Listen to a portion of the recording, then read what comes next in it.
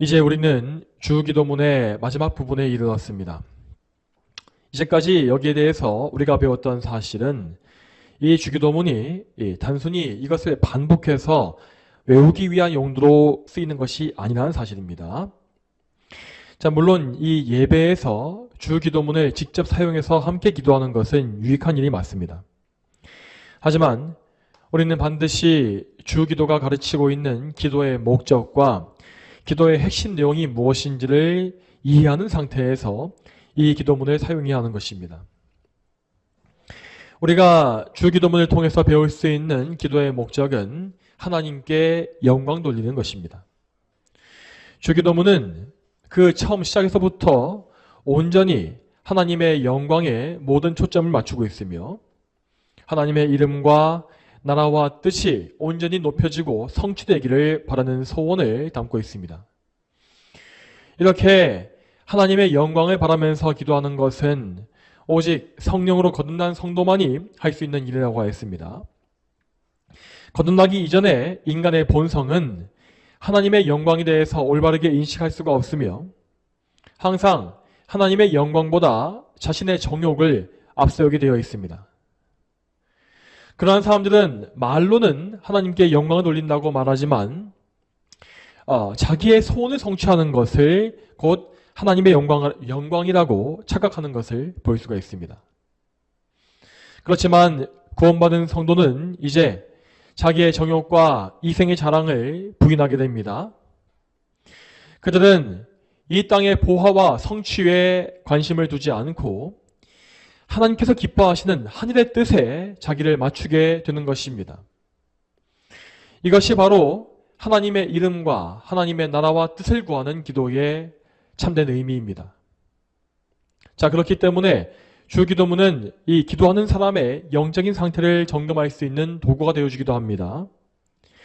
이 기도문에 나와 있는 하나님의 영광에 대한 열정과 갈망이 무엇인지를 알지 못하는 사람은 자기의 믿음을 진지하게 돌이켜보고 하나님께 참된 믿음과 구원을 주시기를 간구해야 하는 것입니다.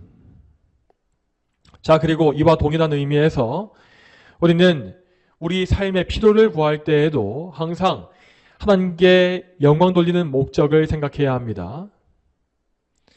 우리는 이 세상에 사는 동안에 이 몸과 영혼에 생명을 주는 양식이 필요하고 또한 악한 원수와 모든 악으로부터의 보호 역시 필요합니다. 우리는 이러한 필요를 등한히 해서는 안 됩니다. 그러나 동시에 우리가 우리의 필요를 구하는 목적이 무엇인지를 깊이 생각해야 한다고 하였습니다. 우리는 나의 정욕과 욕심을 채우기 위해서 기도를 이용하는 것이 아닙니다. 우리는 모든 필요를 하나님께 공급받음으로써 그 힘과 능력을 가지고 하나님께 더욱더 영광을 돌리고 싶어하는 열망을 품어야 합니다. 이를테면 우리는 우리의 생기를 위해 기도할 때에도 우리가 가난해지는 것 자체가 무서워서 기도하는 것이 아닙니다. 물론 인간적으로는 가난함에 대한 두려움이 생기는 것은 사실이지만 그럼에도 우리는 우리 하늘아버지의 사랑과 긍휼하심을 믿고 마음의 평안을 찾아야 합니다. 다만 우리가 가난으로 인하여서 하나님을 섬기는 일에 지장을 받지 않도록 하나님께 도우심을 청해야 하는 것입니다. 뿐만 아니라 우리는 죄의 용서를 구할 때에도 하나님과의 관계가 회복되는 것에 우리의 마음을 둬야 합니다. 하나님의 영광을 가리는 우리의 죄를 깨끗이 씻김 받음으로써 아무런 막힘이 없이 하나님의 영광을 위해 살고자 하는 그러한 열망을 품어야 하는 것입니다. 또한 우리는 모든 시험과 악에서 구해달라는 기도에서도 우리가 하나님의 영광을 위하여 영적인 전투에 승리하게 해달라고 간구해야 합니다. 이처럼 우리의 모든 간구는 처음부터 끝까지 모두 하나님의 영광이라는 목적의 지배를 받아야 합니다. 우리는 하나님 나라의 백성으로서 우리의 주인이신 하나님께 모든 영광을 돌리기 위해서 온 마음을 다해야 하는 것입니다. 자, 이러한 목적은 오늘 우리가 살펴보게 될 이 주기도문의 마지막 찬송에서도 잘 드러나 있습니다. 마태복음 6장 13절의 마지막 부분. 자, 그러니까 나라와 권세와 영광이 영원토록 아버지의 것입니다 라고 하는 이 부분을 우리는 주기도의 송영이라고 부릅니다. 이 송영의 말씀은 하나님께 올리는 찬송으로서 주기도의 전체 주제인 하나님의 영광을 다시 한번 요약 정리해주고 있습니다. 자, 오늘은 이 송영의 말씀을 살펴본 이후에 바로 이어서 14절과 15절에 나와 있는 이 죄 용서에 대한 부연 설명의 말씀 역시 보고 마치도록 하겠습니다. 그러면 먼저 주기도의 송영에 대한 말씀을 전하겠습니다. 자, 우리가 가진 성경을 보게 되면 이 송영의 부분이 이 대괄호로 묶여 있는 것을 볼 수 있습니다. 자, 그 이유는 이 송영의 말씀이 이 제일 오래된 성경 사본들에 포함되어 있지 않기 때문입니다. 우리가 현재 가지고 있는 신약성경 전체, 이 신약 전권의 사본 중에서 제일 오래된 것은 주후 4세기, 이 330년에서 360년 사이에 만들어진 신해 사본인데, 이 신해 사본을 포함해서 몇몇 고대 사본들에는 주기도의 송영이 들어있지 않다고 합니다. 이 송영이 부분이 포함되어 있는 사본들은 주로 5세기, 그러니까 좀 더 나중에 만들어진 사본이라고 합니다. 그래서 대부분의 신학자들은 이 송영의 부분을 후대에 덧붙여진 내용이라고 판단하고 있습니다. 그러니까 이 주기도문을 예배에 사용하기 위하여서 이 결론 부분을 추가적으로 더했다는 것입니다. 물론 이것은 어디까지나 추측이며 그 사실 여부를 정확히 알 수는 없습니다. 이러한 견해와 무관하게 우리 개혁파 교회의 전통은 이 송영의 부분 역시 하나님의 거룩한 말씀으로 받아들입니다. 왜냐하면 이 말씀은 주기도의 모든 내용을 총정리해 줌으로써 이 기도문을 완결해 주는 중요한 역할을 하기 때문입니다. 나라와 권세와 영광을 아버지께 영원히 돌린다고 하는 것은 주기도의 첫 번째 세 가지 강구와 정확히 일치하는 것이고, 또한 성경의 전체 내용과도 전혀 모순이 없이 조화를 이루고 있습니다.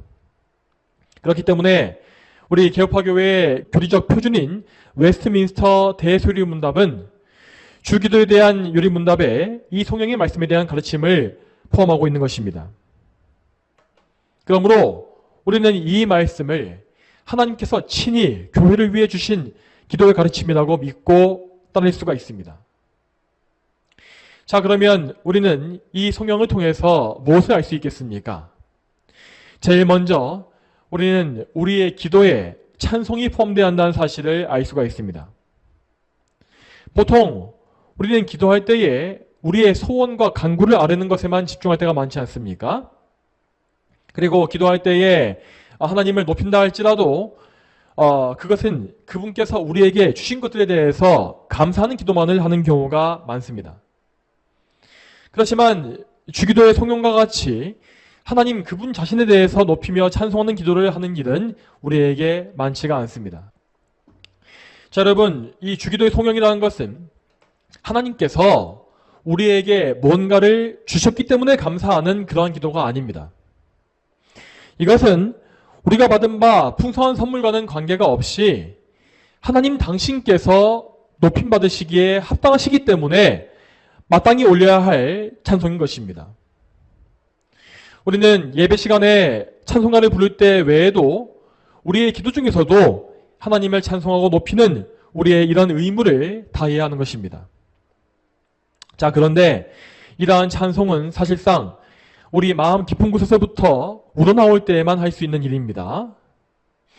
우리의 마음에 하나님의 영광에 대한 기쁨과 열정과 지식이 없다고 한다면 우리는 좀처럼 이러한 기도를 할 수가 없을 것이고, 또한 한다 할지라도 그저 머릿속에 있는 지식을 끄집어내어서 무미건조하게 나이라는 수준에 그칠 것입니다. 하나님께 영광을 돌리고 싶어하는 진실된 마음과 믿음이 없이 그저 입으로만 하나님의 영광을 말하는 것은 아무런 의미가 없습니다. 하나님은 그러한 찬송을 받지 않으십니다. 자, 다시 말씀드리지만 하나님께서 기뻐하시는 찬송에는 반드시 하나님을 즐거워하는 마음과 그분을 믿는 믿음이 있어야 합니다. 하나님께서는 그분을 찾는 성도들에게 이러한 찬송에 합당한 마음을 주시어서 그들의 마음속에서부터 진실된 찬송이 터져나오게 하십니다. 이러한 참된 찬송은 우리가 머리로 배워서 아는 교리의 지식과 우리의 영적 경험이 연결될 때에 나오는 것입니다. 이제까지는 아버지께 나라와 권세와 영광이 영원히 있다는 것을 머리로만 알았는데 이제는 그 뜻이 무엇인지를 나의 영혼을 통해서 명확히 알겠구나. 정말로 하나님께 나라와 권세와 영광을 다 돌려드리고 싶다 라고 하는 마음이 우리 마음속에서 나온다는 것입니다. 이러한 찬송은 우리의 마음속에 하나님의 은혜가 임할 때에 성령님의 충만함을 통하여서 나오는 것입니다. 우리에게는 반드시 이러한 영적인 경험이 있어야 합니다. 자, 이러한 참된 찬송의 예시는 이 사도 바울의 편지에서 잘 볼 수 있습니다. 바울이 기록한 말씀을 보게 되면 그가 어떤 말을 하던 도중에 갑자기 하나님께 찬송을 올리는 것을 볼 수가 있습니다. 그러니까 바울은 편지를 기록하던 중간중간에 하나님의 영광에 대한 기쁨이 충만해졌고 그 기쁨의 마음을 글로 표현할 수밖에 없었던 것입니다. 그 대표적인 예시로 로마서 11장 33절부터 36절을 보겠습니다. 로마서 11장 33절부터 36절입니다. 깊도다 하나님의 지혜와 지식의 부요함이여 그분의 판단은 측량할 수 없으며 그분의 길은 알아낼 수 없다. 누가 주님의 마음을 알았느냐? 누가 그분의 좋은 자가 되었느냐? 누가 주께 먼저 드려서 주께 되돌려 받겠느냐? 만물이 그분에게서 나오고 그분으로 말미암으며 그분께 돌아간다. 그분께 영광이 영원토록 있기를 기원한다. 아멘. 자, 이 찬송의 말씀을 기록하기 이전에 바울은 이스라엘 백성들의 불신앙과 이방인들의 구원에 대해서 말하고 있었습니다.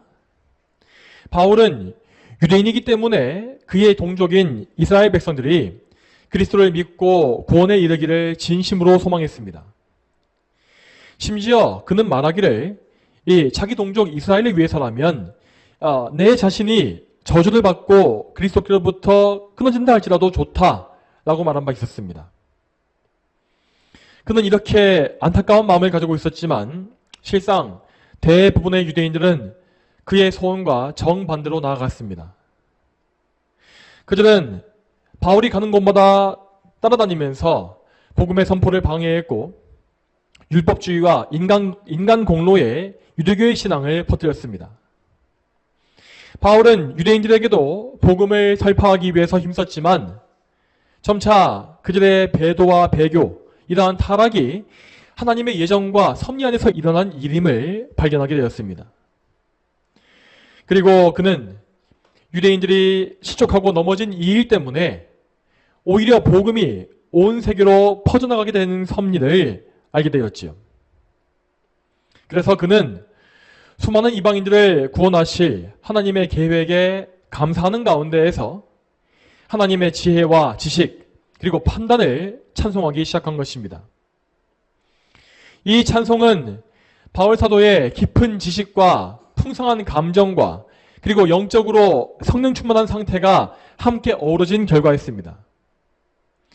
비록 그의 마음은 자기 동족의 불신앙 때문에 많이 아팠지만 그는 자기의 이러한 개인적인 감정을 부인하고 하나님께서 친히 행하시는 이러한 일들을 찬송한 것입니다. 또한 우리는 이러한 진실된 찬송의 내용을 구약 성경에서도 볼 수 있습니다. 대표적으로 역대상 29장 12절을 보게 되면 이런 말씀이 나와 있습니다. 역대상 29장 12절 말씀을 같이 보겠습니다. 여호와시여 광대하심과 권능과 영광과 이김과 위엄이 다 주께 속하였으니 천지에 있는 것이 다 주님의 것입니다. 여호와시여 나라도 주님의 것이니 주님은 높으시며 만유의 머리이십니다. 아멘. 이 구절은 다윗 왕이 그의 말년에 드렸던 찬송을 기록한 것입니다. 그는 자기 아들 솔로몬에게 왕위를 계승하는 과정에서 하나님께 감사의 찬송을 올렸는데 이 찬송은 결코 형식적인 찬송이 아니라 믿음으로 말미암은 진실한 찬송이었습니다. 다윗은 그 자신과 그 아들 솔로몬의 왕권이 하나님께로부터 온 것임을 인정하였고 하나님께 모든 나라와 권능과 영광과 승리가 있음을 찬송한 것입니다. 다윗은 이스라엘 백성의 위대한 왕이었지만 자기를 높이지 않았고 하나님의 종으로서 자기를 낮추어 섬기는 자세를 취했습니다. 이러한 다윗의 모습은 아버지 하나님께 영광을 돌리시는 우리 예수님의 모습을 떠올리게 합니다. 예수 그리스도께서는 온 교회와 우주 만물의 왕이시며 또한 성자 하나님이시지만 오히려 자신을 비워서 종의 형체를 가지셨다고 하였으며 또한 하나님께 죽기까지 순종하셨습니다. 그리고 예수님은 다윗이 그랬던 것과 같이 모든 권능과 영광을 다 아버지 하나님께 올려드리셨습니다. 참으로 예수님은 우리의 구원자가 되시기 위하여서 자신을 낮추셨고 오직 아버지 하나님만을 높여드리신 것입니다. 자, 그러한 예수님의 삶의 모습은 오늘 우리가 보고 있는 주기도의 성경에서도 잘 드러나 있습니다. 예수님은 그저 말로만 하나님을 높이신 것이 아니라 실제로 하나님 아버지를 높이시고 그분께 순종했습니다. 자, 그렇다면 예수님께서 아버지일 것이라고 찬송하신 나라와 권세와 영광은 각각 구체적으로 무엇을 말하는 것이겠습니까? 먼저 나라라는 것은 하나님께서 왕으로 다스리시는 하나님의 나라를 가리킵니다.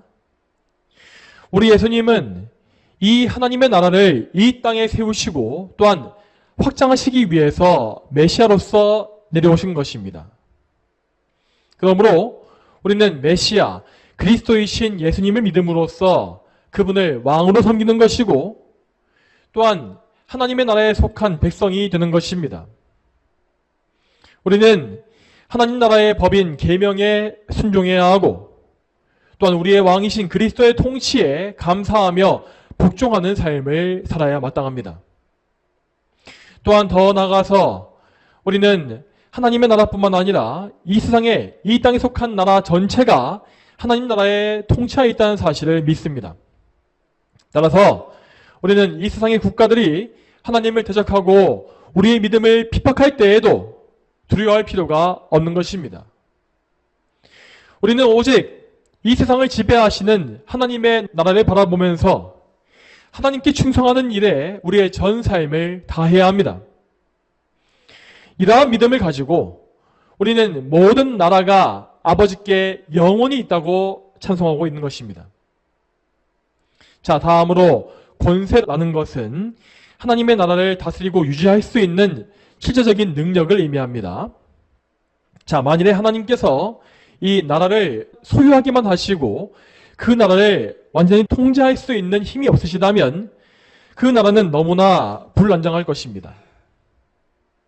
실제로 이 세상에 지금 현재 존재하고 있는 나라들은 항상 불완전한 통치 가운데 있기 때문에 너무나 많은 문제를 가지고 있습니다. 그렇기 때문에 우리는 항상 이 세상에 벌어지는 온갖 혼란과 불의함, 사건과 사고 때문에 불안감을 느낄 수밖에 없는 것입니다. 그렇지만 우리 하나님은 영원하고 완전한 권세를 가진 분입니다. 그분은 그 권세를 통하여서 당신의 나라를 완벽하게 통치하시고 또한 유지하십니다. 따라서 우리는 하나님을 신뢰할 때에 평안과 안식을 얻을 수가 있는 것입니다. 그리고 우리는 온 세상을 통치하시는 하나님의 권세를 인정함으로써 그분의 주권에 순복하는 삶을 살 수가 있습니다. 자, 그리고 특별히 하나님의 권세는 그분의 약속, 언약을 성취하는 데 있어서 정말 중요한 요소입니다. 여러분, 하나님은 말씀을 통해서 여러 확고한 약속을 우리에게 주신 바 있습니다. 우리는 장차 몸의 부활을 약속받았고 또한 완전히 거룩해진 상태에서 주님을 뵐 것을 약속받았습니다. 그리고 심판대 앞에서 무죄를 선고받고 영광 중에 천국으로 들려 올라갈 것 역시 약속받았습니다. 그렇지만 우리는 이 세상에 사는 동안에 이 약속에 대한 신뢰를 떨어뜨리는 온갖 방해에 부딪힙니다.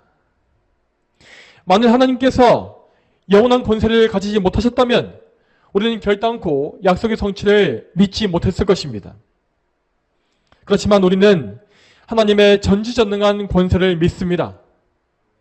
그분은 신실하시고 능력 있는 분으로서 모든 원수를 이기시고 우리의 죄를 다 제거하시며 마침내 그분의 약속을 이루어내실 것입니다. 자, 이에 대해서 히브리서 12장 28절 말씀을 같이 보겠습니다. 히브리서 12장 28절 말씀입니다. 그러므로 우리가 진동하지 않는 나라를 받았으니 감사를 드리자. 그리하여 경건함과 경외함으로 하나님을 기쁘게 섬기자. 아멘. 이 말씀과 같이 하나님께는 영원한 나라가 있으며 그 나라는 그분의 권세에 의해서 통치되고 있습니다. 그렇기 때문에 그 어떤 강한 원수도 하나님의 나라를 결코 흔들지 못하는 것입니다. 우리는 오직 하나님께 감사하는 가운데에서 이 땅에 주어진 날 동안에 경건함과 경외함으로 하나님을 기쁘시게 해야 합니다. 자, 이러한 의미에서 우리는 하나님께 권세가 영원히 있다고 찬송할 수가 있는 것입니다. 자, 그러면 다음으로 영광이 하나님께 있다고 하는 의미는 무엇이겠습니까? 영광이라고 하는 이 말은 히브리어로 카보드인데 이 단어는 무겁다, 중요하다라는 의미를 담고 있다고 합니다. 그리고 이 카보드라는 말은 신약시대 헬라어 독사로 옮겨졌습니다. 이 독사라고 하는 말은 어떤 존재의 명성과 평판 등을 의미하는 단어입니다. 이렇게 카보드와 독사, 이 구약과 신약의 의미를 종합해보자면 하나님의 영광이라고 하는 것은 곧 그분의 존귀하신 존재와 위엄과 거룩함을 표현하는 말임을 알 수가 있습니다. 즉 하나님 아버지는 광대한 국가와 권세만을 가지신 것이 아니라 참으로 영광스러우신 성품과 속성을 가지고 계시다는 것입니다. 따라서 우리는 아버지의 영광을 바라보면서 경외심과 사랑과 기쁨을 가질 수 있고 그분을 높여 찬송하기 위해서 온 마음을 다할 수가 있는 것입니다. 여러분, 그렇지만 지금 우리는 이 세상에서 하나님이 온전히 영광 받으시는 모습을 볼 수가 없습니다. 이 세상의 죄인들은 하나님의 성품을 알지 못하고 그분께 합당한 예배를 전혀 드리지 않고 있습니다. 또한 마귀와 그의 왕국은 모든 힘을 다해서 하나님의 영광을 파괴하기 위해서 힘쓰고 있습니다. 자, 그러므로 우리는 이 땅에 사는 동안에 마귀가 행하는 악한 일들을 대적하면서 하나님께 영광 돌리는 일에 우리의 온 삶을 다해야 합니다. 먼저 교회는 올바른 말씀을 선포함으로써 하나님의 영광을 이 땅에 증거해야 하고 또한 각 성도들은 구별된 삶을 통하여서 하나님의 거룩하심을 증거해야 합니다. 그리고 우리는 장차 하나님의 영광이 온전히 드러날 그 마지막 때를 사모하면서 이 땅에 소망을 두지 말고 하늘의 소망을 둔 그런 거룩한 삶을 살아야 합니다. 장차 예수 그리스도께서 재림하시고 이 세상에 심판이 내려지면 아버지께서는 큰 영광을 받으실 것입니다. 그날에 이 세상의 모든 만물은 하나님을 경배할 수밖에 없습니다. 심지어 하나님을 제일 미워하고 적대시했던 원수라 할지라도 그 영광의 임재 앞에서는 모든 힘과 의지를 잃어버리고 엎드릴 수밖에 없는 것입니다. 자, 반면에 하나님의 모든 백성은 온전한 기쁨과 평화 가운데에서 하나님께 마음껏 영광 돌리고 그분을 찬송할 수 있습니다. 자, 이러한 의미에서 우리는 아버지께 영광이 영원히 있을 것이라고 찬송할 수가 있는 것입니다. 자, 이에 이어서 주기도 통영의 마지막 부분을 보게 되면 자, 나라와 권세와 영광이 영원토록 아버지일 것이다 라고 하는 고백이 나와 있습니다. 여러분, 우리의 신앙은 결단코 이 세상에서 끝나는 유한한 것이 아닙니다. 우리의 이 삶은 우리가 보기에는 길게 느껴지겠지만 천국에서의 영원한 삶에 비하면 정말 잠깐 스쳐 지나가는 그림자와 안개에 불과합니다. 그러므로 우리는 항상 저 영혼에 우리의 마음을 두고서 하나님께서 우리의 영원한 주인이시오 아버지이심을 생각해야 하는 것입니다. 여러분 잘 기억하시기 바랍니다. 현재 우리가 살고 있는 이 삶은 저 영생, 영혼으로 들어가기 위한 준비의 과정입니다. 그러므로 우리는 이 땅에서 주어진 이 시간을 최대한 선용하여서 하나님께 영광을 돌리기 위한 기회로 삼아야 하는 것입니다. 여러분 특별히 주기도의 마지막 송영 이 말씀은 우리가 하나님께 찬송을 바쳐야 한다고 하는 사실을 가르친다고 했습니다. 에베소서에서 바울은 말하기를 우리가 구원받은 목적이 하나님의 영광을 위한 찬양이 되게 하려는 것이다 라고 했습니다. 그러므로 우리는 우리를 구원하신 하나님을 정말 열심히 찬양해야 하며 또한 우리 자신, 우리 자체가 하나님께 찬송으로서 바쳐질 수 있도록 거룩한 삶을 살아야 합니다. 주기도의 마지막 송영은 우리의 삶, 하나님께 찬송이 되고자 하는 이러한 목적을 이루게 해주시기를 간구하는 기도라고 할 수가 있습니다. 여러분 그리고 이 모든 기도는 아멘이라고 하는 말로 마치고 있습니다. 아멘이라고 하는 이 말은 히브리어로서 진실로, 확실히 라는 의미입니다. 또한 아멘은 어떤 말에 대해서 확고한 동의를 표현하기 위해서 사용되는 말이라고 합니다. 그러므로 이 기도에 대해서 아멘이라고 말하는 것은 곧 그 기도의 말씀대로 될 줄을 믿습니다. 응답받을 줄 믿습니다. 라고 하는 신앙 고백입니다. 즉 우리는 이 기도에 대한 하나님의 응답을 확신하는 가운데에서 우리의 기도를 마쳐야 한다는 것입니다. 자 그렇다면 우리는 어떻게 해서 우리 기도의 응답을 확신할 수 있겠습니까? 자 이에 대해서 요한복음 14장 13절의 말씀을 같이 보겠습니다. 요한복음 14장 13절의 말씀입니다. 너희가 내 이름으로 구하는 것은 무엇이든지 내가 그것을 행할 것이니 이는 아버지께서 아들로 인하여 영광을 받으시게 하려는 것이다. 아멘. 자, 이 말씀에 따라서 우리는 모든 기도를 예수님의 이름으로 드리고 있는 것입니다. 예수님께서는 우리의 중보자로서 우리의 기도를 하나님께 올려드리는 사역을 하십니다. 우리의 기도 자체는 항상 연약하고 그 안에 너무나 많은 흠결이 있습니다.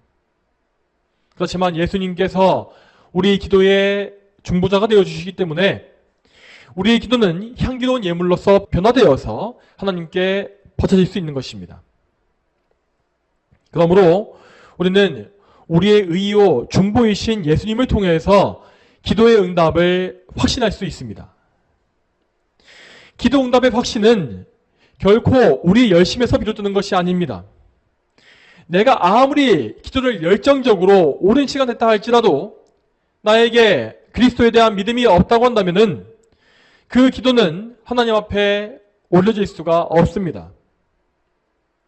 반대로 나의 기도가 너무나 보잘것없고 어눌하다 할지라도 내가 그리스도를 믿는 참된 믿음을 가지고서 이 기도를 올렸다고 한다면 그 기도는 하나님 앞에 올려지고 응답을 받는 것입니다. 이처럼 우리는 예수님께 의지하는 가운데에서 그 기도의 끝에 아멘 함으로써 우리의 믿음이 확고하다는 사실을 고백하는 것입니다. 자, 참고로 주기도문에 예수님의 이름으로 기도합니다라는 말씀이 포함되지 않는 이유는 예수님께서 이 기도를 십자가 사건 이전에 가르치신 것이기 때문입니다. 즉 우리는 십자가를 통해서 그리스도의 중보 사역이 완성된 이후에 그분의 이름으로 기도하는 특권을 얻은 것입니다. 자, 그러므로 우리는 주기도의 모범을 통해서 참된 기도를 배워야 하고 또한 우리의 중보자이신 그리스도를 믿는 믿음으로 아버지께 기도하는 그런 특권을 누려야 합니다. 자, 이렇게 하여서 우리 예수님은 주기도의 모든 내용을 다 말씀해 주셨습니다. 그런데 그분은 여기에서 기도에 대한 말씀을 마치지 않으셨고 14절과 15절의 말씀을 추가로 덧붙여 주셨습니다. 자, 계속 이어서 오늘 본문의 14절과 15절 말씀을 같이 읽어보겠습니다. 마태복음 6장 14절과 15절 말씀 같이 읽어보겠습니다. 너희가 사람들의 잘못을 용서해 주면 너희 하늘 아버지께서도 너희를 용서해 주실 것이다. 그러나 너희가 사람들을 용서해 주지 않으면 너희 아버지께서도 너희 잘못을 용서해 주지 않으실 것이다. 아멘. 자, 이 말씀은 앞에서 보았던 6장 12절의 말씀을 부연 설명해 주고 있는 내용을 담고 있습니다. 이 내용이 첨가되어 있는 이유는 이 말씀을 처음 들었던 청중들이 대부분 다 유대인이었기 때문입니다.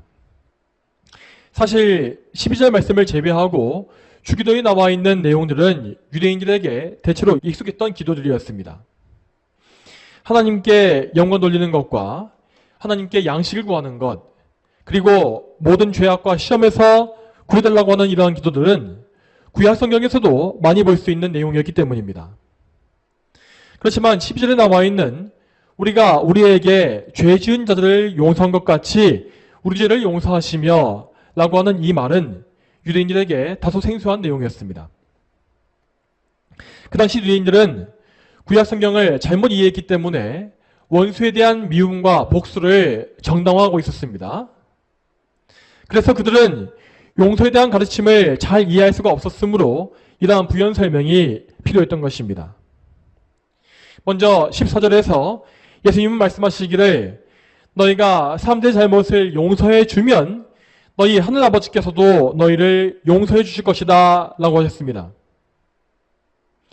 이 말씀만 떼어놓고 보자면 마치 남을 용서하는 것이 죄 사함의 조건인 것처럼 느껴질 것입니다. 그렇지만 우리는 참된 죄의 용서가 오직 예수님의 보혈로서만 이루어진다는 사실을 알고 있습니다. 우리는 오직 예수 그리스도를 믿고 그분의 십자가 보혈에 의지함으로써 모든 죄를 용서받는 것입니다. 자, 그러면 이 말씀은 무슨 의미겠습니까? 이 말씀은 이미 구원받은 성도가 가지게 되는 관용의 성품을 보여주고 있습니다. 모든 성도들은 이미 믿음으로 말미암아 구원의 은혜를 입은 사람들입니다. 성령님께서 예수 그리스도의 보혈을 성도들에게 적용해 주셨기 때문에 성도들은 그들의 모든 죄를 용서받았고 또한 예수님의 의를 통해서 의로운 자로 인정을 받았습니다. 또한 성도들은 성령으로 거듭나서 그리스도와 연합되었으므로 이전과는 완전히 다른 새 사람의 성품을 가지게 되었습니다. 이 새로운 성품은 그리스도와 연합함으로써 그분께로부터 생명의 양분을 받고 있습니다. 그러므로 성도들은 이 세 사람의 성품으로 통하여서 시간이 갈수록 그리스도를 닮아가는 성화의 열매를 맺을 수가 있는 것입니다. 이 성화의 열매 중에는 이웃에 대한 사랑과 관대한 마음이 포함되어 있습니다. 성도들은 자신이 하나님께 받은 용서가 얼마나 막대한 것인지를 알기 때문에 그 막대한 은혜에 감사하는 마음을 가지고서 이웃들을 용서해 줄 수가 있다는 것입니다. 물론 이웃을 용서하기 위해서는 먼저 그 잘못한 이웃이 죄를 뉘우쳐야 합니다. 자기의 죄를 전혀 회개하지 않는 사람을 용서하는 것은 관대한 일이 아니라 불의한 일이 되어버리는 것입니다. 자, 그렇지만 그럼에도 불구하고 만일 그가 회개하고 용서를 구하지 않는 상황에서도 우리는 그 모든 이웃에 대해서 불쌍히 여기는 마음을 품어야 하고 그들에 대해서 미워하는 마음이나 복수심을 가지지 말아야 합니다. 자, 만일 누군가가 자기를 성도라 말하면서도 자기 이웃에 대해서 앙금을 풀지 아니하고 계속 품고 있다면 그는 지금 성도로서의 마땅한 열매를 맺지 못하고 있는 것입니다. 당연히 그런 사람은 구원받은 증거가 없는 것이기 때문에 하나님께 용서받는 사람이라고 할 수가 없겠지요. 그러므로 우리는 항시 우리의 마음을 점검함으로써 우리에게 성도다운 관대함과 사랑이 있는지를 확인해 봐야 할 것입니다. 만일 우리에게 끊임없이 원수를 미워하는 마음이나 복수심에 불타는 악한 마음이 남아있다고 한다면, 또한 그것을 우리가 회개하지 아니하고 계속 품고 있다면 우리는 그것을 악독한 죄로 여기고서 즉시 회개해야 합니다. 성경은 그 어떤 경우에라도 원수에 대한 미움을 정당화하지 않습니다. 자, 물론 우리는 교회를 대적하는 원수에 대해서 거룩한 분노를 품고서 그들의 악행에 대해서 교회를 보호할 수 있어야 합니다. 하지만 그렇다고 해서 그들에 대해서 인간적인 분노와 증오심을 가지는 것은 전혀 성경 말씀과는 관계가 없는 죄악임을 우리는 알아야 하는 것입니다. 자, 그러므로 우리는 오늘 본문의 이 말씀을 통하여 하나님의 훈계와 책망을 받아야 합니다. 우리는 본성적으로 남을 용서하는 일을 싫어하고 반대로 미움과 복수를 좋아합니다.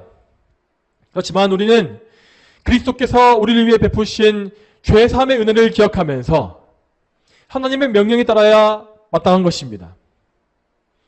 하나님은 분명히 말씀을 통하여 우리에게 용서를 명령하십니다. 우리는 이 명령에 순종하기 위하여 기도해야 하고 우리의 본성을 쳐서 그리스도께 복종시키는 열매를 맺어가야 합니다. 사랑하는 성도 여러분, 오늘로써 우리는 주기도의 모든 말씀을 다 살펴보게 되었습니다. 이에 대한 말씀들을 반복해서 묵상하고 연구하심으로 참된 기도가 무엇인지를 더 깊이, 더 많이 알아가시기 바랍니다. 또한 이 지식을 통하여서 여러분 모두가 참되고 깊은 기도 생활을 실제로 많이 해나가시기 바라고, 또한 모든 기도를 통하여서 하나님께 큰 영광을 돌리게 되기를 축복합니다. 다 함께 기도하겠습니다.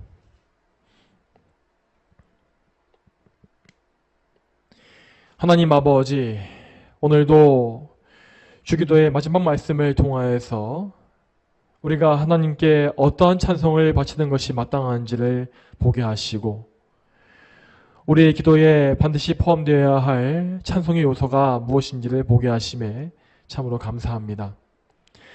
우리가 이 말씀에 순종하여서 우리의 기도 가운데에 하나님을 찬송하는 마음을 가지게 하시고 또한 혹 저희의 마음속에 이렇게 마음속에서부터 울려나오는 하나님께 대한 감사와 그 영광스러운 기쁨이 없다고 한다면 우리의 마음을 고쳐주시기를 하나님께 간구하고 또한 이러한 찬송이 무엇인지를 알려달라고 하나님께 구할 수 있는 믿음을 주시길 소망합니다.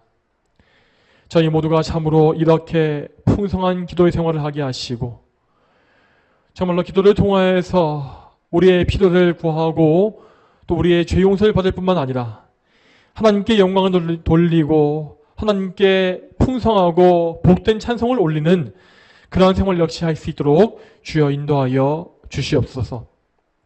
감사드리옵고 거룩하신 예수님의 이름으로 기도 올립니다. 아멘.